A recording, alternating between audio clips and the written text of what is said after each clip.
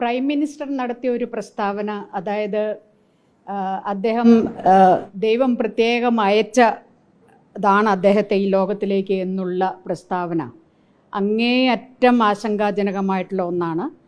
പ്രത്യേകിച്ച് അദ്ദേഹം അത്തരമൊരു പ്രസ്താവന നടത്തുന്നതിലൂടെ ഒരു സെൽഫ് പ്രൊക്ലെയിംഡ് ഗോഡ്മാൻ എന്നുള്ള ആൾ ദൈവമായി സ്വയം പ്രഖ്യാപിച്ചിരിക്കുകയാണ് അദ്ദേഹം. നമ്മുടെ രാജ്യത്ത് പല ആൾദൈവങ്ങളും വന്നിട്ടുള്ളതും ആ ആൾദൈവങ്ങളൊക്കെ ചെയ്തിട്ടുള്ള കാര്യങ്ങളും അതൊക്കെ തന്നെ നമുക്കറിയുന്ന കാര്യങ്ങളാണ്. അതുകൊണ്ട് തന്നെ താൻ എന്ത് ചെയ്താലും അതിൻ്റെ എല്ലാം ഉത്തരവാദിത്വം ദൈവത്തിൽ കെട്ടിവെച്ചുകൊണ്ടുള്ള ഒരു മുൻകൂർ ജാമ്യം എടുക്കുന്നതിന് തുല്യമായിട്ടുള്ള ഒന്നാണിത്.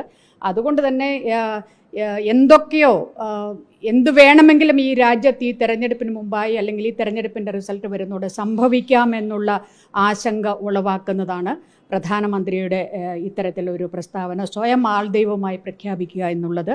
അത് ഈ രാജ്യത്ത് പ്രത്യേകിച്ച് സ്ത്രീകളെയും ഒക്കെ തന്നെ വളരെ ആശങ്കയിലാഴ്ത്തുന്ന ഒരു സ്റ്റേറ്റ്മെൻറ്റാണ്.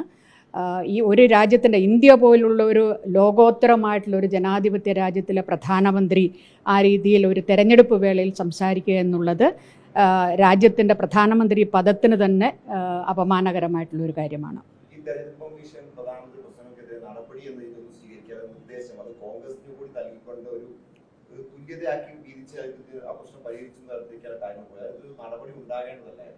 തീർച്ചയായിട്ടും അതാണ് ഈ രാജ്യത്തെ പ്രതിപക്ഷ പാർട്ടികൾ, ഇടതുപക്ഷ പാർട്ടികളൊക്കെ തന്നെ ഇക്കാര്യമാണ് സൂചിപ്പിച്ചിട്ടുള്ളത്. ഈ രാജ്യത്തിൻ്റെ ജനാധിപത്യം പൂർണ്ണമാകുന്നത് അതിൻ്റെ തെരഞ്ഞെടുപ്പും, അത് ഒരു ഫ്രീ ആൻഡ് ഫെയർ തെരഞ്ഞെടുപ്പും, അതോടൊപ്പം അതിൻ്റെ ഒരു ഫ്രീ ആൻഡ് ഫെയർ ആയിട്ടുള്ള തെരഞ്ഞെടുപ്പ് കമ്മീഷനും കൂടി ഉൾപ്പെടുന്നതാണ് ഈ രാജ്യത്തിൻ്റെ പാർലമെൻ്ററി ഡെമോക്രസി എന്ന് പറയുന്നത്.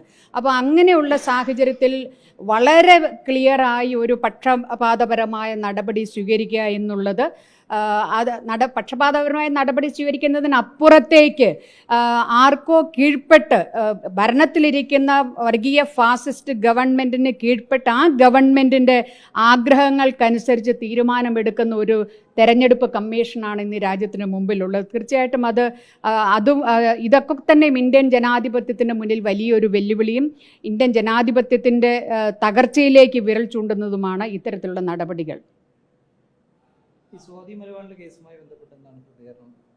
അല്ല, സ്വാതി മാലിവാളിൻ്റെ കേസ് അത് ഇന്ന് നിയമത്തിൻ്റെ മുമ്പിലാണുള്ളത്.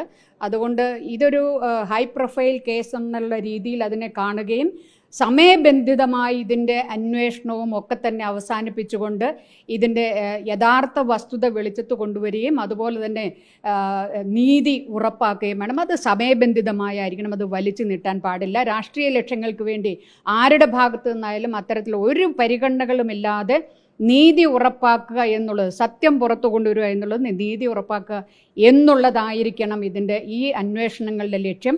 അത് സമയബന്ധിതമായിരിക്കണം. ഞാൻ സ്വാതി മാലിവാളിനല്ല ഇന്ന് അതിന് ഇപ്പോൾ പിന്തുണ കൊടുക്കുന്നോ അല്ലെങ്കിൽ പിന്തുണ ഇല്ലാതിരിക്കുന്നുള്ളതെന്നല്ല, ഇന്നത് നിയമത്തിൻ്റെ മുമ്പിലാണ് വിഷയമുള്ളത്. അതിൽ അന്വേഷണം നടന്നുകൊണ്ടിരിക്കുകയാണ്. ആ അന്വേഷണം വളരെ കൃത്യമായി സത്യസന്ധമായി എത്രയും വേഗം സമയബന്ധിതമായി അത് അവസാനിപ്പിക്കണം, തീർക്കണം എന്നുള്ളതാണ് ഞാൻ പറയുന്നത്.